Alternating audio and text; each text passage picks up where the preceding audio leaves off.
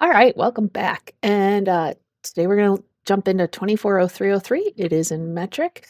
It's pretty straightforward. However, there is an interesting little shape on the end. So we're going to play around with some surfacing tools to do that. Maybe not necessary, but we're going to do it anyway. So here we go. I'm going to start by just extruding the back. And we'll add a hole up here for the center, which is a diameter of 20, I believe, 22. And the height of that, oh, we're not giving it. Okay. Let's add some lines.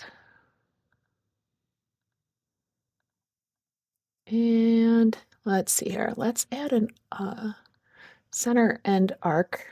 Let's come down here like that. And then we'll use L this time to grab our line tool. And our arc tool. I can select that line, and the pop-up lets me select tangent. And all right, let's start adding some dimensions. This one's going to be 2, 2, 2. Okay, we're going to add a dimension. That'll be the angle here, which is 30. Our overall height is 130. This radius here is 40. This straight piece here is 13. And this has a radius of 42. All right. All right, so we're going to give that a forward depth of 20.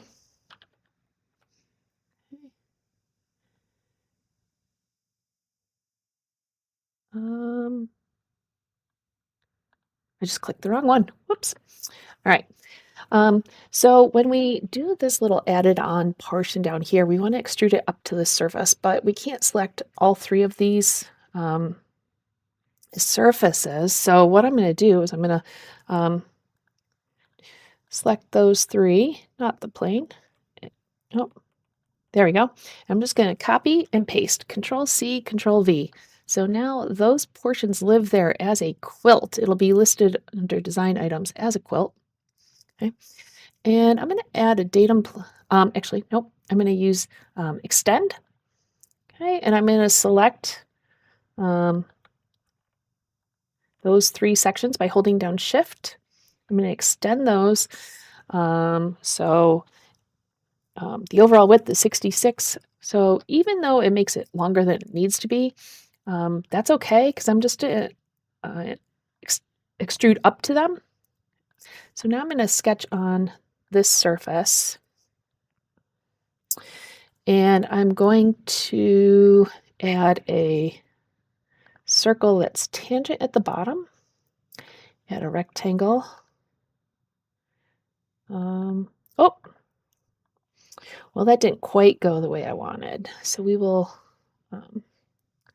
do a little manipulation here. Make those coincident. Let's make this and let's make that coincident to this line. Doesn't want to do that. That's all right. I don't like what happened there. So let's hit Control Z. Let's make the diameter 46. Let's make, this isn't the one we want. We want this dimension to be 66. Okay, we're going to have to trim some stuff out of the middle. We're ready to rock and roll. Okay.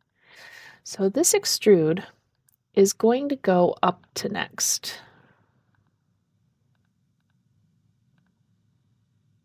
I didn't like that. That's all right. We'll go up to reference and we'll select the quilt as our reference. Okay, and that's going to give us that beautiful shape from the end of the part. Okay, it left the quilt in there, so I can hide that. All right, so now we gotta make this rod in the center. For this one, I'm going to extrude on a new datum plane that I'm gonna make on the fly. It's gonna be offset from our existing right plane. We're gonna offset it this thickness of 28.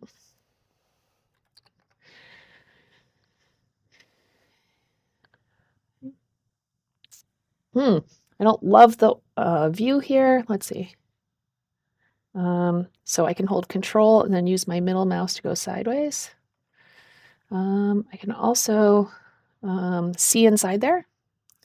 So my sketch is going to project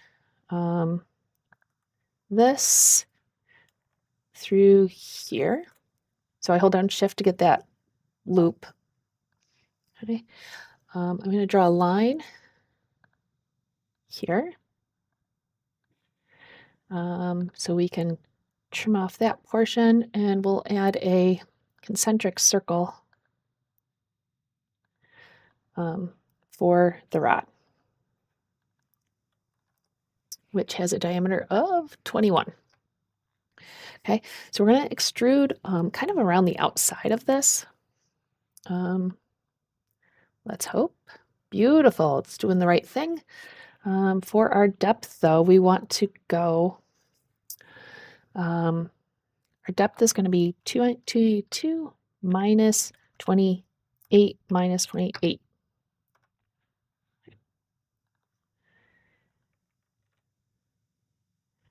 All right, I don't think we have any other rounds. I think we're looking pretty good. As long as I got, oh, flip it around. You always got to make sure you flip it around. So we're going to do a quick little extrude on the back face here and get that counterbore hole. Make that a diameter of 46. And we'll flip it. We'll right click and remove material for a depth of 9.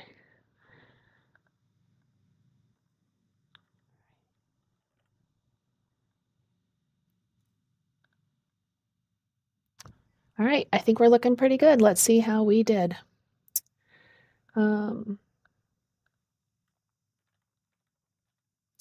So for grams, we are plus or minus 1 gram. Let's try. And we nailed it. If you weren't going to use a surface to do the shape,